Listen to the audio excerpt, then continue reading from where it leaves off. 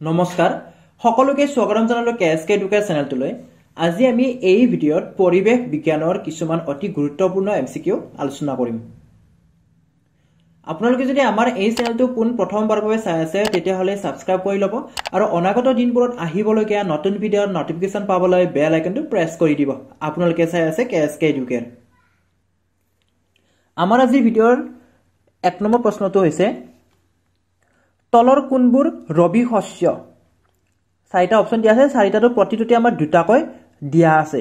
ধান, বুটমাহ, ঘেহু, গোমধান, ধান, বুটমাহ, ঘেহু এই কেইটাৰ ভিতৰত কোনটো আমাৰ ৰবি শস্য হয় সেইটো আমি বাছি উলাব লাগে।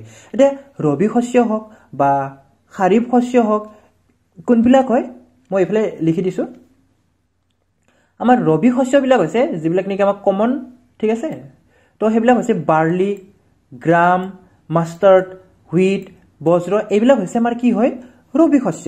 আৰু কোনবিলাক খাৰিফ শস্য হয়? খাৰিফ শস্যবিলাক হৈছে জোৱাৰ, মেজ, পেডি, ৰাইচ বা সয়াবিন এইবিলাক হৈছে আমাৰ খাৰিফ শস্য। এটা চাওক আমাক সুধিছে কি ৰবি শস্য সুধিছে। তো ৰবি শস্য কোনবিলাক হ'ব? আমাৰ ৰবি শস্যটো হ'ব আমাৰ গ্ৰাম আৰু হুইট, বুটমাহ আৰু ঘেহু। বুটমাহ আৰু ঘেহুটো হৈছে আমাৰ ৰবি শস্য। ধানটো কি হয়? ধানটো হৈছে আমাৰ খাৰিফ শস্য। খাৰিফ শস্যত পৰে ধান। ইয়াৰ পিছত আছে চাৰ্নবিল দুৰ্ঘটনা তলৰ কোনটোৰ লগত জড়িত? এটা চাৰ্নবিল দুৰ্ঘটনা মই আগৰ ভিডিঅ' সমূহটো কৈ আহিছো। চাৰ্নবিল দুৰ্ঘটনা কি হয়?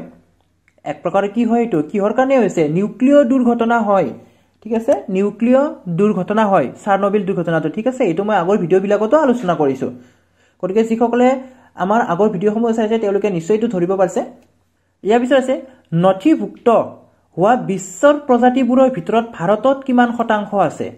এতিয়া বিশ্বত যিবিলাক নেকি আমাৰ প্ৰজাতি আছে, যিমান বিধৰ প্ৰজাতি আছে বিশ্বত, আৰু যিবিলাক আমাৰ কি ৰেকৰ্ডেড, ঠিক আছে? ৰেকৰ্ড হৈছে যিবিলাক স্পেচিছ, ঠিক আছে? সেই ৰেকৰ্ডেড স্পেচিছৰ ভিতৰত ভাৰতত কিমান শতাংশ আছে? চাওক around 7 to 8% of all recorded species of the world are present in India. কিমান শতাংশ থকা বুলি কৈছে? বিশ্বত যিমান বিলাক মানে স্পেচিছ আছে তাৰে যিমানখিনি মানে ৰেকৰ্ড হৈছে, নথিভুক্ত হৈছে, ঠিক আছে? তাৰে 7 to 8%, 7 পৰা 8% ক'ত আছে? ভাৰতত আছে। Which includes over 45,000 variety of plants and around 91,000 animal species. য'ত নেকি এই যিটো নেকি 7 পৰা 8% আছে তাৰে ভিতৰতে যে ভাৰতত 45,000তকৈও, ঠিক আছে, অধিক 45,000তকৈ অধিক বিভিন্ন ধৰণৰ কি আছে? প্লান্টস আছে, গছ গছনি আছে। and around 91,000 animal species বুলি কৈছে। 91,000তকৈ বিভিন্ন ধৰণৰ কি আছে? এনিমেল স্পেচিছ আছে। এই প্ৰশ্নৰ উত্তৰটো হ'ব আমাৰ অপচন বি 7 to 8%।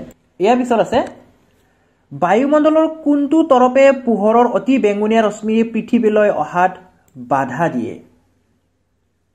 আমাৰ বিভিন্ন ধৰণৰ তৰপ আছে, এইটো পৃথিৱী আৰু ইয়াতে আমাৰ তৰপ আছে, ঠিক আছে? কিছুমান তৰপ আছে। কি কি তৰপ আছে? ট্ৰপস্ফিয়াৰ, ষ্ট্ৰেটোস্ফিয়াৰ, মেছস্ফিয়াৰ, আয়নস্ফিয়াৰ এইবিলাক আমাৰ তৰপবিলাক আছে। তো এই তৰপকেইটাৰ ভিতৰত কোনটো তৰপে সূৰ্যৰ বেঙুনীয়া ৰশ্মিক পৃথিৱীলৈ অহাত বাধা দিয়ে? কাৰণ সূৰ্যৰ যিটো বেঙুনীয়া ৰশ্মি আছে সেই বেঙুনীয়া ৰশ্মিটো যদি পৃথিৱীত আহি পৰে তেতিয়াহ'লে জীৱবিলাকৰ কি হ'ব? বিভিন্ন ধৰণৰ বেমাৰে দেখা দিব, বিশেষকৈ আমাৰ কেঞ্চাৰ ৰোগে দেখা দিব, ঠিক আছে?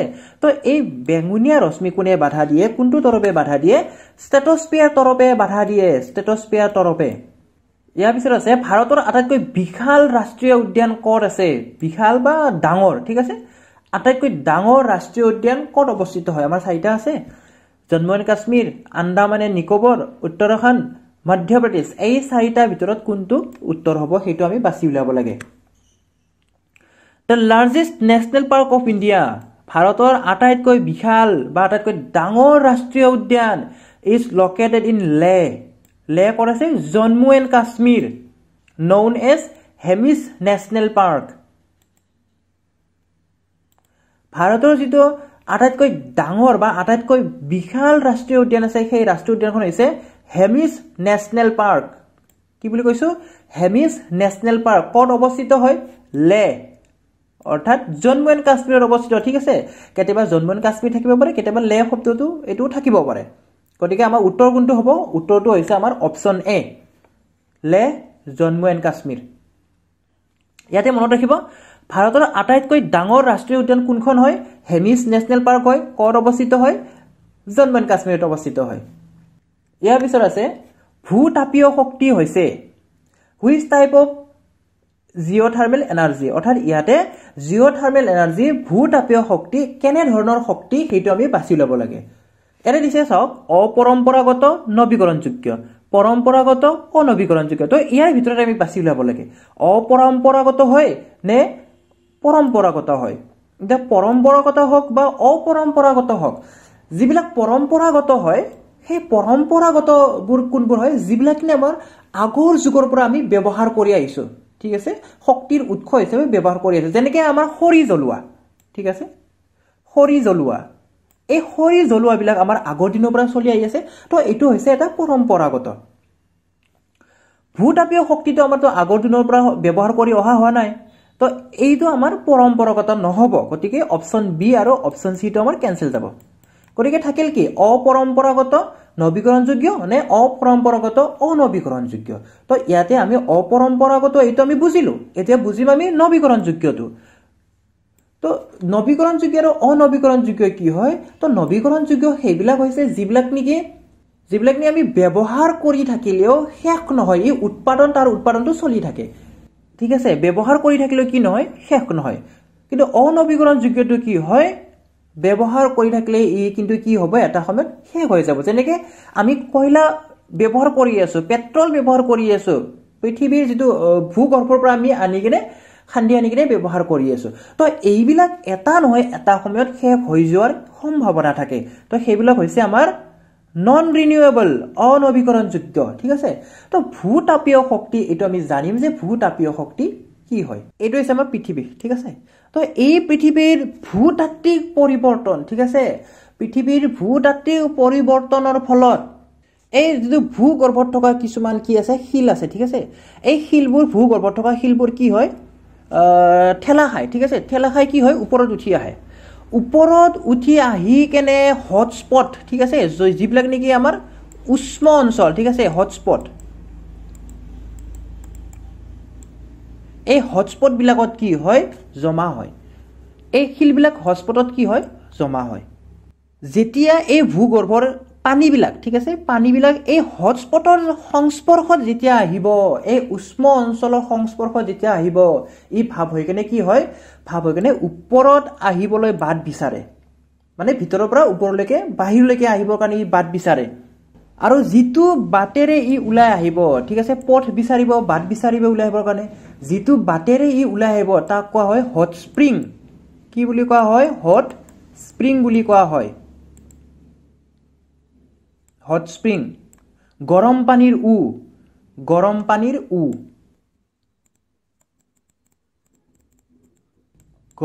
উ বুলি কোৱা হয় তো পাইপ লগাই কেনে যদি আমি ইয়াৰ পৰা যদি এনাৰ্জিটো যদি হাৰ্নেছ কৰিব পাৰো ঠিক আছে এনাৰ্জিটো যদি হাৰ্নেছ কৰিব পাৰো আমি বিভিন্ন ধৰণৰ কামত ব্যৱহাৰ কৰিব পাৰো তো এই ইয়াৰে এনাৰ্জি বিলাক হাৰ্নেছ কৰি যদি আমি ব্যৱহাৰ কৰো সেইটো হৈছে আমাৰ জিঅ'থাৰ্মেল এনাৰ্জি ঠিক আছে সেইটো হৈছে আমাৰ ভূতাপীয় শক্তি তো ইয়াত ভাৰততো নাই বুলি ক'ব পাৰে এইটো বিশেষকৈ নিউজিলেণ্ড আৰু আমেৰিকাত আছে নিউজিলেণ্ড আৰু আমেৰিকাত আছে তেনেদৰে ফ্যাক্টৰী কিছুমান চলাই থকা হৈছে নিউজিলেণ্ড আৰু আমেৰিকাত তো আমাৰ ইয়াত তেনেকুৱা ভাবে নাই তো এই যে ভূতাপীয় শক্তি এই ভূতাপীয় শক্তিটো কেতিয়াবা শেষ হ'ব নেকি আমি পাইছিলো যে এটো নন কনভেনশনাল হয় অপৰম্পৰাগত হয় এটা আমি জাস্ট চাব লাগে যে নৱীকৰণযোগ্য নে অনৱীকৰণযোগ্য কেতিয়াবা ইয়াৰ এই যে ভূতাপীয় শক্তি এটো কেতিয়াবা শেষ হ'ব পাৰে নেকি নোৱাৰে কেতিয়াও শেষ নহয় তো যেতিয়ালৈকে পৃথিৱী চলি থাকিব তেতিয়ালৈকে কিন্তু ইয়াৰে ভূতাপীয় শক্তিটো থাকিবই গতিকে এটো কি হ'ব আমাৰ এটা ৰিনিউৱেবল এটা নৱীকৰণযোগ্য গতিকে কোনটো উত্তৰ হ'ব ইয়াৰে উত্তৰটো হৈছে অপচন এ ইয়াৰ পিছত আছে তলৰ কোনবিধ নাইট্ৰজেন যৌগীকৰণ ব্যাক্টেৰিয়া নহয় আমাক নহয়টো লাগে ঠিক আছে ক্লষ্ট্ৰিডিয়াম এজোটোবেক্টাৰ ৰাইজোবিয়াম মাইকোপ্লাজমা গতিকে ৰাইজোবিয়ামটো হয় এটো ইয়েস এটো হয়ে আমাৰ এটো কি হয় নাইট্ৰজেন যৌগীকৰণ ব্যাকটেৰিয়া হয় প্ৰথমতে আপোনালোকে এটো শিকক যে নাইট্ৰজেন যৌগীকৰণ ব্যাকটেৰিয়া কি হয় কি কৰে এইবিলাকে এই নাইট্ৰজেন যৌগীকৰণ ব্যাকটেৰিয়া অৰ্থাৎ এই এনেকুৱা ব্যাকটেৰিয়া কিছুমান হয় যিয়ে নেকি কি কৰে বায়ুমণ্ডলৰ নাইট্ৰজেন বিলাক শোষণ কৰি লয় বায়ুমণ্ডলৰ নাইট্ৰজেন বিলাক শোষণ কৰি লয় আৰু উদ্ভিদে শোষণ কৰি লব পৰাকৈ এমোনিয়াম বা নাইট্ৰাইট এই ৰূপত কি কৰে কনভাৰ্ট কৰি দিয়ে ঠিক আছে মাটিৰ লগত কনভাৰ্ট কৰি দিয়ে যাতে উদ্ভিদে শোষণ কৰি লব পাৰে তো এনে কি ব্যাকটেৰিয়া আছে যিয়ে নেকি মানে বায়ুমণ্ডলৰ পৰা নাইট্ৰজেন শোষণ কৰিব আৰু নাইট্ৰাইট হওক বা এমোনিয়াম হওক এইবিলাক ৰূপত কি কৰিব কনভাৰ্ট কৰি দিব তো ক্লষ্ট্ৰিডিয়াম আছে এজোটোবেক্টাৰ আছে আৰু ৰাইজোবিয়াম আছে এই তিনটা ব্যাকটেৰিয়াই কি কৰে নাইট্ৰজেন যৌগীকৰণ কৰে তো ইয়াৰে উত্তৰ কোনটো হ'ব ইয়াৰে উত্তৰটো হ'ব মাইকোপ্লাজমা মাইকোপ্লাজমা ব্যাকটেৰিয়াই হয় কিন্তু ই কি নকৰে নাইট্ৰজেন যৌগীকৰণ নকৰে ইয়াৰ পিছত আছে বায়োডাইভাৰ্সিটি কোনে প্ৰথমে ব্যৱহাৰ কৰিছিল The term biodiversity was first used by কোনে পোন প্ৰথমে biodiversity এই শব্দটো ব্যৱহাৰ কৰিছিল চাওক The term biodiversity was first used by wildlife scientist Raymond F.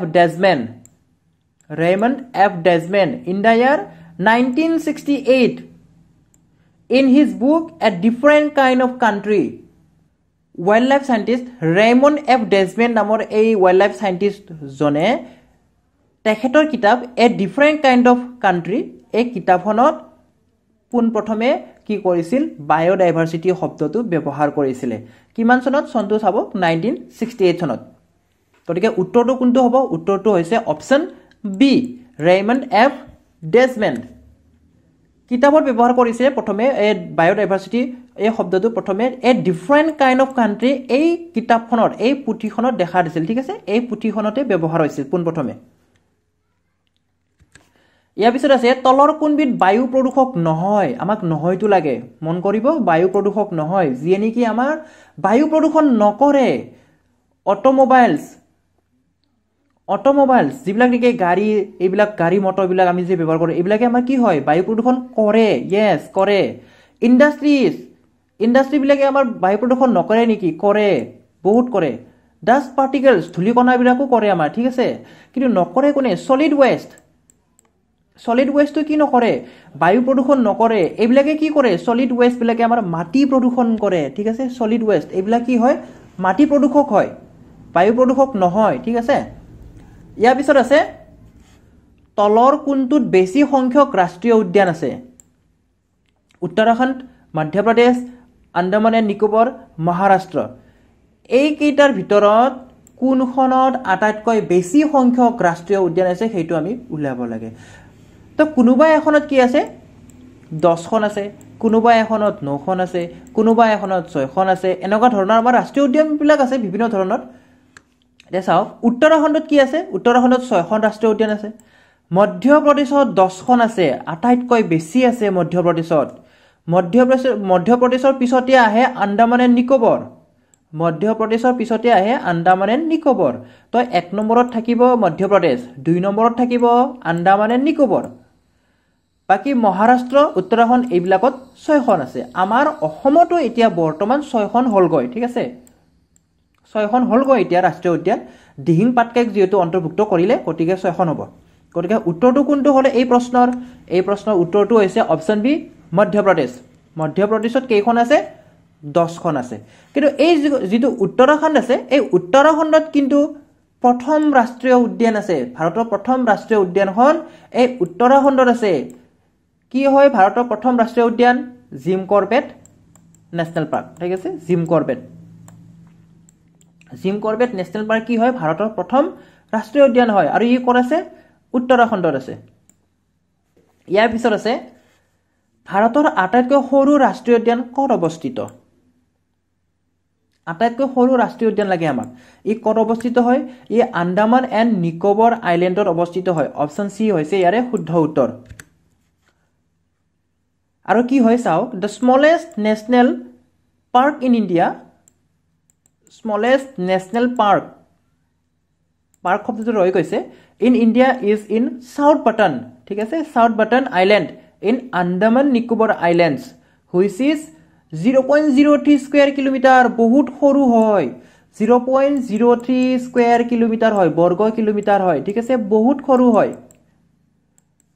এক বৰ্গ কিলোমিটাৰও নহয় গয় বহুত সৰু গতিকে ক'ত আছে South Button Island in Andaman and নিকোবৰত আছে আন্দামান এন্ড নিকোবৰ আইল্যান্ডৰ সাউথ বাটনত আছে ঠিক আছে তো ইয়াৰে উত্তৰটো কোনটো হ'ব আন্দামান এন্ড নিকোবৰ আইল্যান্ডস কেতিয়াবা আন্দামান এন্ড নিকোবৰ আইল্যান্ডস নাথাকি সাউথ বাটন আইল্যান্ড বুলিও থাকিব পাৰে ইয়াৰ পিছত আইছো তলৰ কোনটো ভাৰতৰ প্ৰথম বায়োস্ফিয়াৰ ৰিজাৰ্ভ তলৰ কোনটো আমাৰ ভাৰতৰ প্ৰথম সুৰক্ষিত জীৱমণ্ডল হয় ঠিক আছে সুৰক্ষিত জৈৱমণ্ডল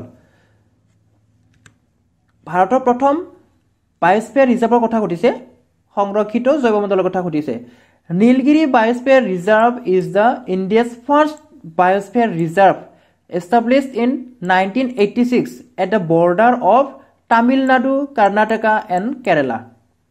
নীলগিৰি বায়োস্ফিয়াৰ কি হয় ভাৰতৰ প্ৰথম বায়োস্ফিয়াৰ ৰিজাৰ্ভ হয় কেতিয়া এস্টাবলিশ কৰা হৈছিল কেতিয়া গঠন কৰা হৈছিল 1986 ত এস্টাবলিশ কৰা হৈছিল আৰু ই ক'ত অৱস্থিত হয় বৰ্ডাৰ অফ তামিলনাডু কৰ্ণাটকা আৰু কেৰালা এই তিনিখন ঠাইত বৰ্ডাৰত অৱস্থিত হয় গতিকে উত্তৰটো হ'ব অপচন বি নীলগিৰি বায়োস্ফিয়াৰ ইয়াৰে নক্ৰেক বায়োস্ফিয়াৰ এটো মেঘালয়ত অৱস্থিত হয় মেঘালয়ত অৱস্থিত নক্ৰেক বায়োস্ফিয়াৰ আৰু এটো কি হয় Nokrek বায়োস্ফিয়াৰটো world network of বায়োস্ফিয়াৰ reserve হয় ওয়াৰ্ল্ড নেটৱৰ্ক অফ বায়োস্ফিয়াৰ ৰিজাৰ্ভ হয় নক্ৰেকটো আৰু কিমান চনত হৈছিল 1988 ৰ হৈছিল 1988 নীলগিৰি পিছতে নীলগিৰি 2 বছৰ পিছতে হৈছিল নীলগিৰি হৈছিল 1986 নক্ৰেক বায়োস্ফিয়াৰ হৈছিল 1988 আৰু নন্দাদেৱী বায়োস্ফিয়াৰ কিমান চনত হৈছিল নন্দাদেৱী বায়োস্ফিয়াৰো 1988 ত হৈছিল আৰু মানস যেটো আছে আমাৰ মানস নেশনেল পাৰ্ক আছে প্ৰথমতে কি আছে বায়োস্ফিয়াৰ ৰিজাৰ্ভ হয় ইউ কেতিয়া হৈছিল 1989 ত হৈছিল ইয়াৰ পিছত আমি পৰৱৰ্তী প্ৰশ্নটোলৈ আগবাঢ়িম তলৰ কোনটো ভাৰতৰ আটাইতকৈ সৰু বায়োস্ফিয়াৰ ৰিজাৰ্ভ আমাক সৰুটো লাগে ঠিক আছে তো আমাৰ এই সৰুটো আমাৰ অসমৰ আছে তো অসমৰ বুলি কোৱাৰ লগে লগে আপোনালোকে নিশ্চয় উত্তৰটো গমে পাইছে কোনটো হ'ব কোনটো হয় ডিব্ৰু ছৈখোৱা কি হয় ভাৰতৰ আটাইতকৈ সৰু বায়োস্ফিয়াৰ ৰিজাৰ্ভ হয় সুৰক্ষিত জৈৱমণ্ডল এতিয়া আমি পৰৱৰ্তী প্ৰশ্নটোলৈ আগবাঢ়িম International Day for Biological Diversity is observed on Biological Diversity কেতিয়া পালন কৰা হয় কেতিয়া অবজাৰ্ভ কৰা হয় আৰু ইয়াৰ উত্তৰটো কি হয় ইয়াৰ উত্তৰটো হৈছে 22 মে প্ৰতি বছৰে 22 মে তাৰিখে কি কৰা হয় বায়োলজিক্যাল ডাইভাৰ্সিটি পালন কৰা হয় অবজাৰ্ভ কৰা হয় আজিৰ ভিডিওটো আমি ইমানতে সামৰণি মাৰিম ভিডিওটো শেষলৈ চোৱাৰ বাবে ধন্যবাদ